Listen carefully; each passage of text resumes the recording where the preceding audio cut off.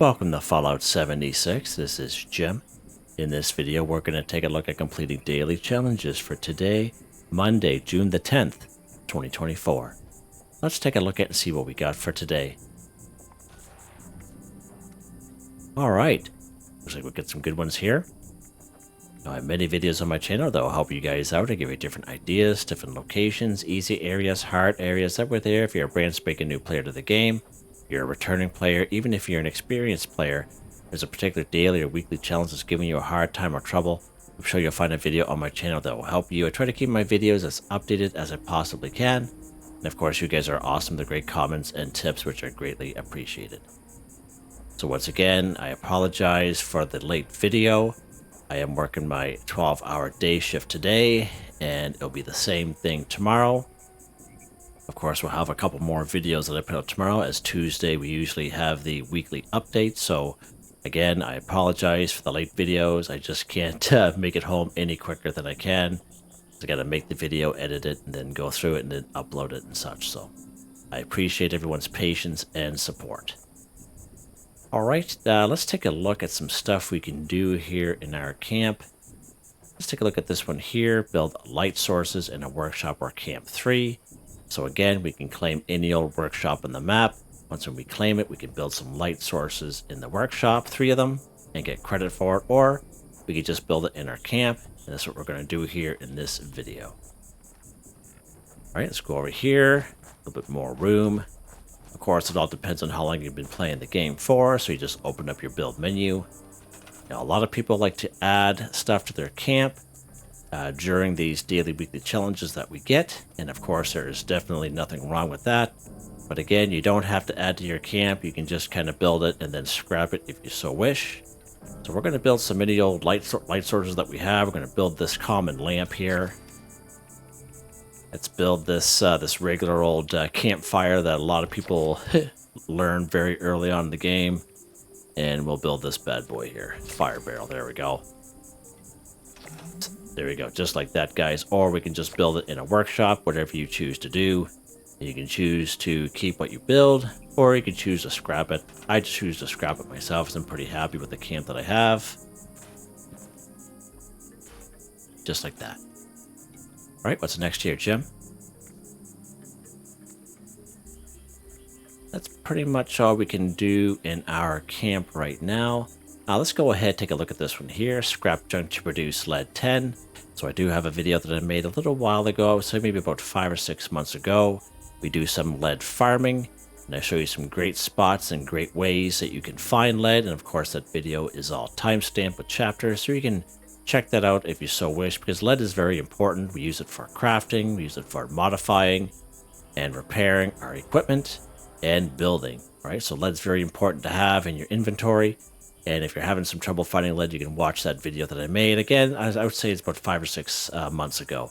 But for this particular daily, weekly challenge, we have scrap junk to produce lead, and we can bulk lead at the Tinker's Workbench as the fastest, quickest, easiest method. Just go to your Tinker's Workbench and you go ahead and go craft. Go down to bulk. Go down here to bulk lead. As long as you have 20 lead scrap and 2 plastic in your stash of scrap box, all you do is bulk 1 lead. And then you just scrap it and you will get credit for this daily challenge. Now this is the fastest, quickest, easiest way. Again, if you're a person who is short on time, you're looking to get these daily challenges done, to get some score, to get some tickets, definitely down your alley. But what I've been doing lately is just kind of changing it up a little bit, because you guys have seen me bulk stuff umpteen times. I have many videos on it. We're actually going to go to a good spot where you can find some lead, and we're going to find some lead in the form of canned chimes. And right down here in Camden Park, a great source of canned chimes down here. Now we see canned chimes and we disarm them. We will get 9 tin cans, and 1 tin can will give you 2 steel and 1 lead. And pretty good spot. So we're just going to go in here. We're not going to interact with the Scorch too much. We're just going to be able to sneak right by them. You can choose what you want to do, but again, we're looking for the canned chimes, and we can see 2 of them are hanging right there. Now this particular location, we get a set here, so we get 2 here, we get 2 on the other side a little bit further down by the hot dog stand, and then we have, if you keep on going through here, that little path, there'll be 2 more. So it's a great spot for can chime. So just an FYI. So let's go ahead. We're going to take 2 of them here. And again, we're just going to disarm them. Just like that. All right. Let's go ahead. We're going to go back to our camp. Again, you can go to your camp. You can go to any workstation. And then you can scrap it. Now, that's not the only place you can find canned chimes. You can also find canned chimes, lots of them right here at the Eastern Regional Penitentiary. There is loads of them up here, loads of them. We can also find canned chimes right over here at Crevice Dam. Again, it's a little bit higher level area. But again, canned chimes, tin cans in general. You can find tin cans just laying around Camden Park just by themselves. Okay. Sunday Brothers Cabin, if you happen to be on the other side of the map doing the Moonshine Jamboree. Again, when you're going down the road from when you first spawn in, before you go to the main house, there's a little kiosk there on the left-hand side. There's usually some Nuka-Cola there, and there's all kinds of tin cans in there as well. Not canned chimes, but just tin cans, so just an FYI. Just to give you some examples. Let's put this gun away. All right, so if we open up our inventory here, hit the other one. Let's back out of there for a second. So open up our inventory, go to our new section. There's our tin cans. So again, we get 2 canned chimes, of course, 9 cans each, so 18. As you can see, 1 can gives you 2 lead and 2 steel and 1 lead. Sorry, Jesus, reading that backwards, Jim. Wow. So you show how tired I am. Let's go scrap. We're going to scrap these 18 tin cans here. There we go. Scrap done to produce lead, 10 for 10. And we needed the 2 canned chimes because we would have only got 9 if we just got the 1. All right, just an FYI. Or you can do it the fastest, quickest, easiest way by bulking and then scrapping. Then you can do that as well. All right, what's next here, Jim? What is next? These 2 here, we're actually going to go to a public server for those 2. So we'll save those 2 for last. Let's go ahead, kill a floater 3. So again, I have many, many older videos. I believe I have a little playlist, actually. You just got to mind the audio, because again, it's when I first started making videos, a lot of standalone ones, doing daily, weekly challenges, and they just showed you the different locations. And one such location, we can find 3 floaters right up here at Darling Sisters Lab, very reliably. And as far as floaters go, like, you know, we know they're hard at any level, but especially for the lower level folks, as far as floaters go, these guys will probably be the easiest, okay? We can find 6 of them reliably up here by Willard's corporate housing, okay? A little harder spot on the map here, we have what's called a big hole, the Big Maw. It's a big hole in the ground. Well, there'll be 3 up top, and there'll be 3 down below in the hole itself under the kind of gooey looking water. You see their little antennae kind of sticking out of the water, so that's a really good spot to find 6 of them. Another good spot to find floaters, again, is right down here, 3 of them at the Red Rocket Filling Station, very reliably. And if you're up here in Grafton, I would say it's kind of hit and miss up here. It really depends on the server that you're on. You might be able to find 3 up here, but then again, you might get on a server and not find any, so it's a little hit and miss up here. We're going to pop up here to a nice easy spot to Darling Sisters Labs. Let's go up here. Try to give you guys as many options as possible, especially for those who don't like to fast travel. Everyone knows where the free fast travels are. All right, let's go ahead here. Again, let's go ahead and go for the head. And we're going to have 2 more dudes kind of roaming around.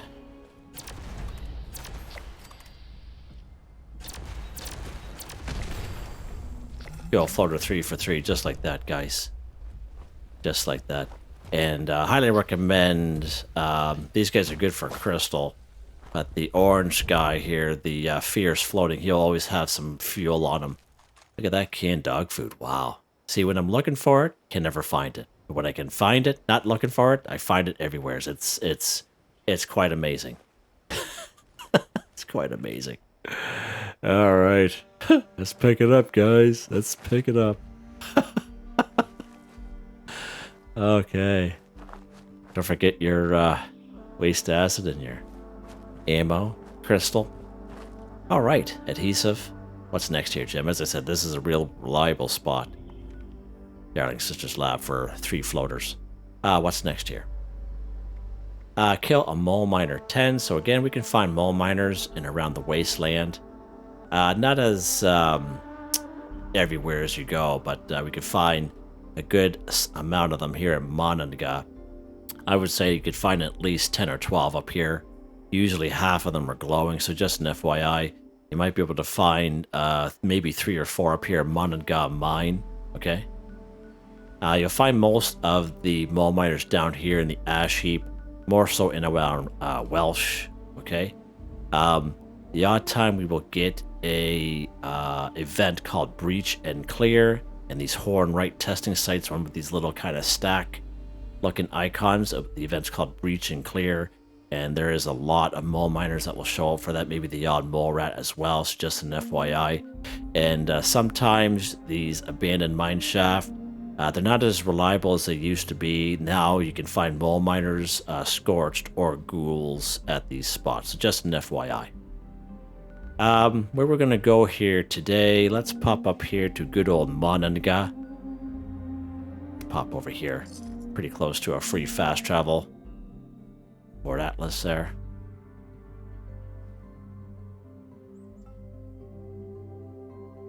And again, if you're a lower level player, you can make yourself down to Welsh. I think they're a little bit easier down there. But you can decide what you want to do. Again, with this particular daily weekly challenge, you know, kill a mole miner, we can kill them any old which way with any old weapon, so that's pretty good. Holy 1535, did you see that? Wow. That's impressive. That wasn't even a critical hit either. Holy, I'm impressed with that. That's impressive. Just one shot. Yeah, the old plasma caster. Working well. It is working well. Let's lock and load here, Jim, before we get up on the other side of this peak here. Looks like this roof's seen better days.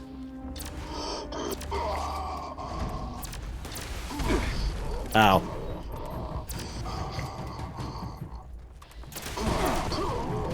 There we go. Guy's way over there.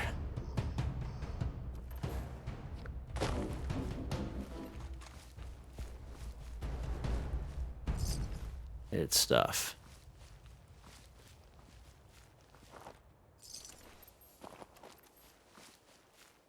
Lock and load before we go down and meet these guys. 15, dude, that was a critical hit there. Critical strike.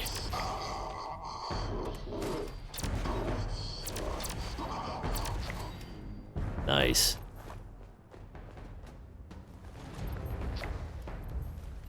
I don't even know why I picked up that glowing blood. Jesus. Jeez, Jim. Yeah. Alright, so we, I think we only need 1 or 2 more. Burp. Let's see how many more we need. We just need 1 more. Let's pop up here. And we should be able to get one of these guys from down here. There you go. Nice. Kill a mole miner 10 for 10. Done. Just like that, guys. Just like that. Easy peasy. Again, there's probably about 2 or 3 more. You can see them roaming around. There's 2 more up on the middle road. And there's maybe 4 more up on the upper road. Okay, so there's all kinds of mole. I think the most I've ever got here was about 17 or 18 mole miners. On a good day. On a good day. What's next here? Okay, deal. Critical hit to a Radtoad 1. Okay, good stuff. Good stuff. So again, you can... Many great videos on showing you how to complete a critical hit, because not a lot of people know how to do that. Even folks that he has even said to me in the past that they've had a hard time understanding, even though they could be like over level 100, never done a critical hit before. And I try to explain it the best way I can. And to be honest with you, I never started doing critical hits myself until I was about, you know, level 100, 150, until I could fully understand it myself. So just an FYI, you're not alone. We can find Radtoads very reliably right up here at in Grafton. So we're actually going to go down here at Grafton Station. There's usually a couple that are kind of by themselves. Now we can find reliably at least 6 of them here. This is Grafton's mayor speaking to anyone who can hear me. That keeps popping up. Let's go and take that guy off. As I was saying, the curator There we go. of cricket sport has made an So right here, Grafton Station, right along this disgusting looking river, there'll be at least 2 of them. All right. Critical hit. We're gonna go VATS, and we're gonna do this different way than the videos that you may come across that are belong to me. Right. So there's our boy down there. All right. So we're gonna go in sneak mode here. So let's go VATS on this guy. So when I go VATS, when I'm doing critical hits, I usually aim for the torso because you can miss on a critical hit and then it'll be wasted, okay? It'll just empty and you would have wasted it. So this an FYI. I usually go for a torso for any enemy because it's usually generally the biggest part of the enemy. Now you see in the middle of the screen, you see how the crit meter, you see how it's full. So that is our visual meter that we have in the screen, but sometimes it pops up so fast, and we're not really watching, even though we're looking at a screen, okay? Unless you have a screen that's like, 14 inches or so, we're not really looking for that little crit meter to pop up so fast, okay? So what we have is an audible alarm, and the audible alarm will sound like a little bloop sound, okay? And when you're doing a lot of critical hits, like sometimes we'll get daily, weekly challenges where we gotta do like 18 critical hits. So you get to an area where there's a lot of enemies and you're just shooting, you're filling up your meter, and you're not really looking for that meter, but you're listening for that audible sound letting you know that the crit meter is full, okay? And another way to know is you see the bottom of the screen, you see how it says critical, and in my case it's Y and how it's flashing. That's another way you know that it's full, okay? So basically, in the older videos that I made, I would always say, okay, you have to hit the critical button and the fire button at the same time. And there's definitely nothing wrong with that. It works, okay? It just works. However, there's a couple great subscribers of mine who had mentioned to me that, hey, Jim, how about you hit the critical button first, wait for the screen to flash, and then hit the fire button. You don't have to hit them at the same time. So I've been doing that ever since, and it's been pretty awesome. So watch what happens when I hit the critical button. You're going to see the screen flash white. All right, just like that. So now I'm just going to hit the fire button alone. There's our critical hit. There we go. Now, if you happen to have a weapon that's a 2-shot, and you guys have seen me do this many times using my 2-shot explosive handmade, that will actually, and if both bullets successfully land, you will actually get credit for 2 critical hits because it's a 2-shot and both bullets landed. However, it is possible if you have a 2-shot that 1 bullet miss and 1 bullet land. In that case, you'll only get credit for the 1. All right, so just an FYI, you guys have seen me do it many times, and I've tried to explain it the best way I can. So now let's go VATS on this guy. Okay, now you see how the crit meter is empty, okay, in the middle, and our critical at the bottom is not flashing. Now, it depends on what weapon you have. Some weapons are really good at filling that crit meter. Okay, they're not all the same. If you have a legendary weapon that has a legendary effect, that will help you with critical hits. Like I have a fixer, and usually 2 shots that land, the crit meter's full.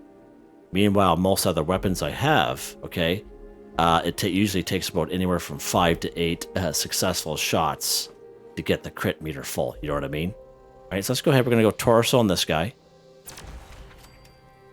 You see how the crit meter just came up real quick, and we didn't even notice it. It came up so fast. That's why we have that audible alarm, okay? Let's go this way here, and we're going to try to fill that crit meter up. Now, we can use any type of enemy at this point. This is Grafton's mayor with a priority message. Workers are planning an illegal protest here in Grafton. Ladies and gentlemen, I hereby deputize any and all armed citizens to quell this impending riot. Grafton Steel is a major contributor to my campaign, and therefore could not possibly be guilty of everything they're saying. All right, so at this point, I'm just kind of showing you how to fill the crit meter, just so you can see, because I already had my crit meter kind of full. All right, so you hear the blip sound. So the crit meter is coming up so fast, we're not even seeing it, okay? but we heard the audible alarm. And that's what the audible alarm sounds like. So now we go crit, so we hit the crit meter, so it flashes. And we hit our fire button, and that you see critical strike on Radtoad. All right, that FYI, that's try to show you the both ways, the full way, and mainly just because how when we started the crit meter was already full in my case. So I just wanted to show you the whole kind of thing, the whole meal deal. All right, so there we go. What's next here, Jim? All right, so we get 2 more here. Buy an item from or sell an item to another player 1 and visit another player's shelter. So this is forcing us to go to a public server with other people, and that's fine. Let's go ahead and do that.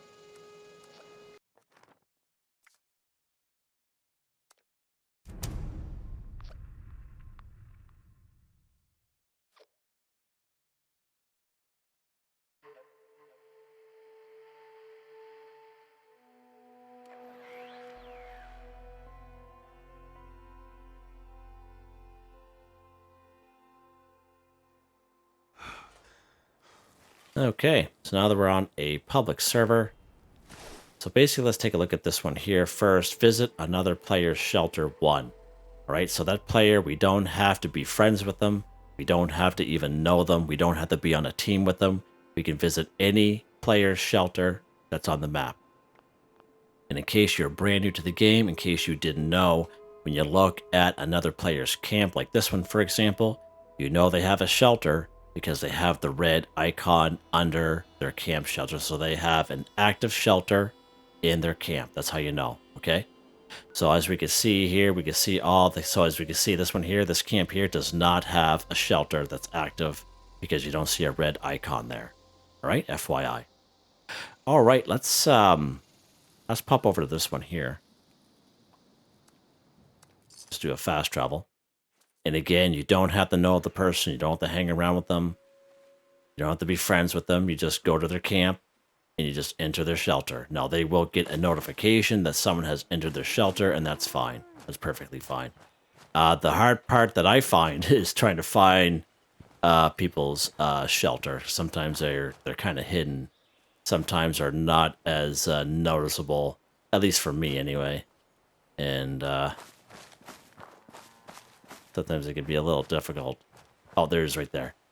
This got a pretty good shelter here.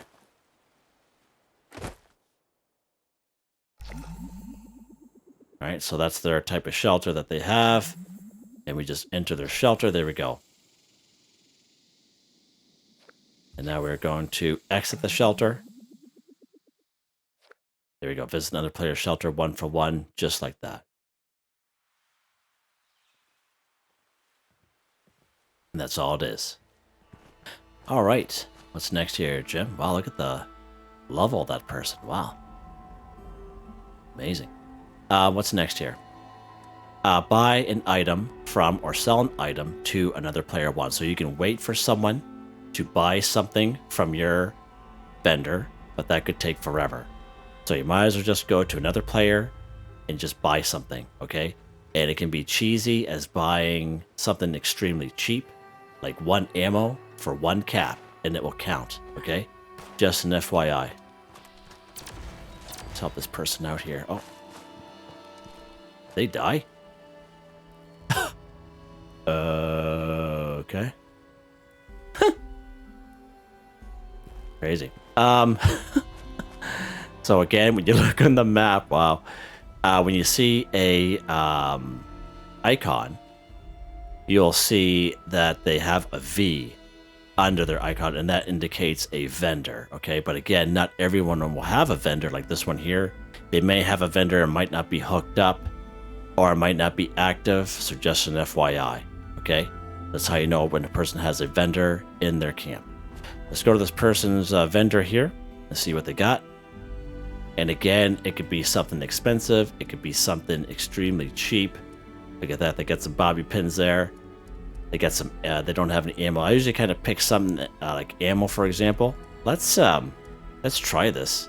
Let's try 1 bobby pin for nothing. Let's see what happens here. I've been waiting for this something like this to pop up to see if it works.